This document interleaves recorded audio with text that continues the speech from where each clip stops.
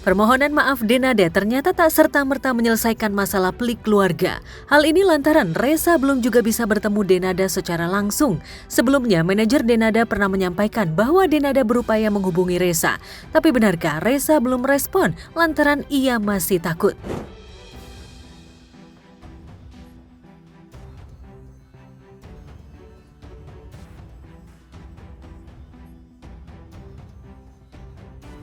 Iya, bisa enggak.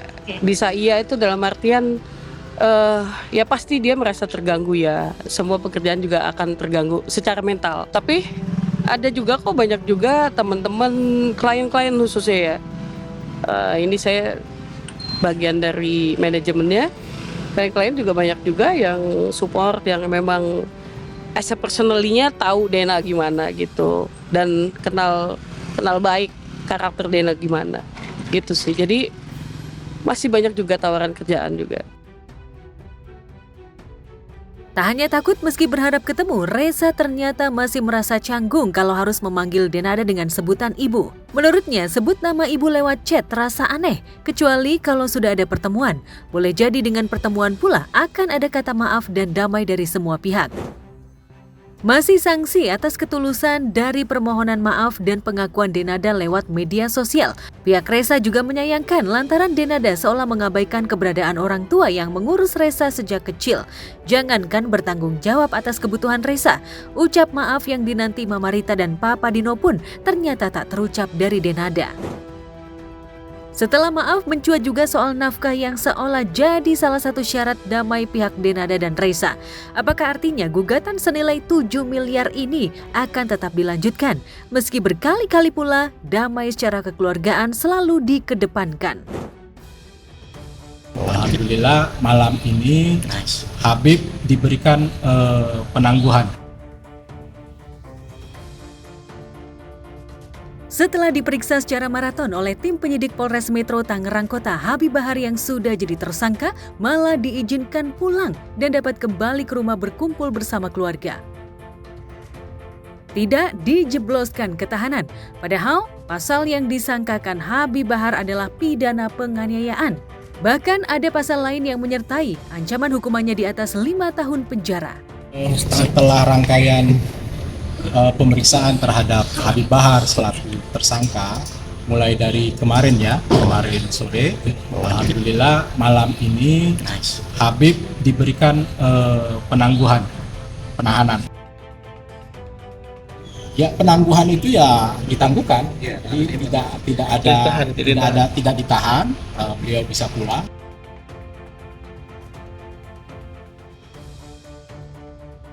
Ganjil memang, apalagi Bahar sempat mangkir 3 kali saat dipanggil untuk diperiksa. Menganiaya, tak patuh pada penegak hukum, tapi malah dilepaskan. Sehebat itukah Habib Bahar di mata hukum? Pihak korban terang-terangan kecewa dengan ditangguhkannya penahanan Bahar bin Smith. Pertimbangannya salah satunya tadi pertimbangan Habib tulang punggung ya, keluarga, beliau juga guru yang harus mengajar santrinya. Kemudian juga beliau akan kooperatif untuk menjalani proses ini. Kemudian juga ada jaminan dari pihak keluarga. Saya bersama dengan Haji Arif, Haji Edi, dan Pak Dwi menyampaikan permohonan maaf atas kejadian yang menimpa kepada saudara kita, Pak Rida. Kami juga menyampaikan permohonan maaf kepada keluarga besar GP Ansor, khususnya keluarga kami di GP Ansor Tangerang, Banten.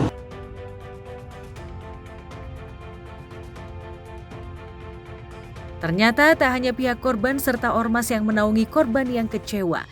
Namun tidak ditahannya, Bahar bin Smith juga membuat Helwa Bahmid kecewa berat. Wanita yang merasa ditelantarkan Bahar bin Smith ini ingin pria yang telah memberinya 1 anak bisa mendapatkan balasan atas perbuatannya. Itu kan tanggung jawabnya HBS. Mau 5 tahun di penjara apa 20 tahun di penjara, kan itu urusannya dia. Kan dia punya anak, dia harus tanggung jawab. Aku hanya ingin HBS bersikap sebagai pria yang bertanggung jawab. Bahar bin Smith memang ayah dari putranya, tapi melakukan penganiayaan adalah keji. Keadilan harus ditegakkan.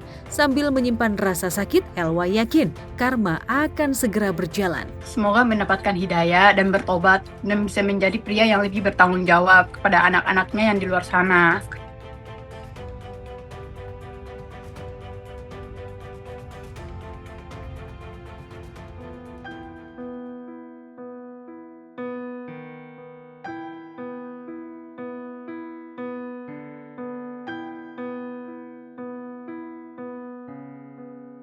Sidang lanjutan kasus dugaan peredaran narkotika yang menjerat Ahmad Zoni di Pengadilan Negeri Jakarta Pusat berlangsung panas. Kehadiran saksi polisi yang dihadirkan pihak JPU yakni Kanit Reskrim Polsek Cempaka Putih, AKP Yosi Januar memicu reaksi keras dari Amar. Situasi memburuk bagi Amar, mengingat dirinya juga tengah khawatir buntut kabar akan dikembalikan ke LP Nusa Kambangan usai persidangan kasusnya kelar. Saya cuma sebagai warga binaan, saya nggak bisa apa-apa juga, nggak punya kekuatan untuk apa-apa mereka yang udah lebih paham tentang hukum. Bukan menyimpulkan, betul. Menyimpulkan dia Bang Amar sebagai ini, sebagai bandar narkoba itu kan terlalu jauh.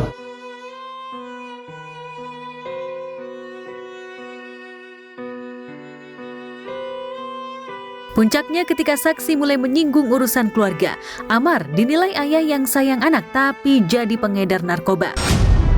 Usai sidang, Amar terus terisak sampai harus ditenangkan oleh Camelia. Camelia juga tak tahan ikut berurai air mata melihat kondisi Amar.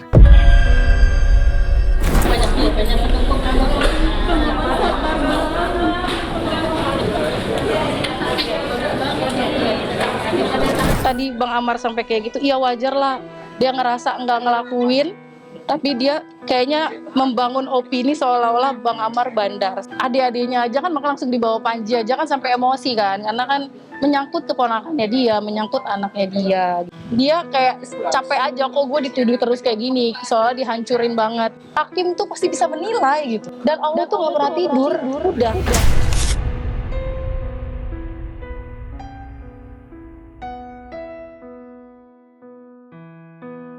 Setia menemani di saat Amar dalam masalah, saat Amar terpuruk, bahkan saat Amar dapat stigma begitu celah.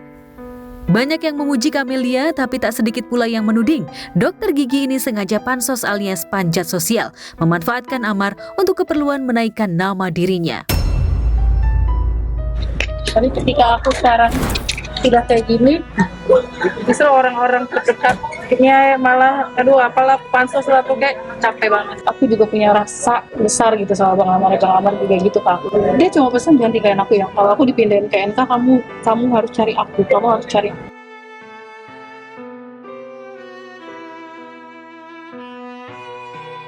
Cari berita selebriti dan lifestyle yang lagi viral. Di sini tempatnya.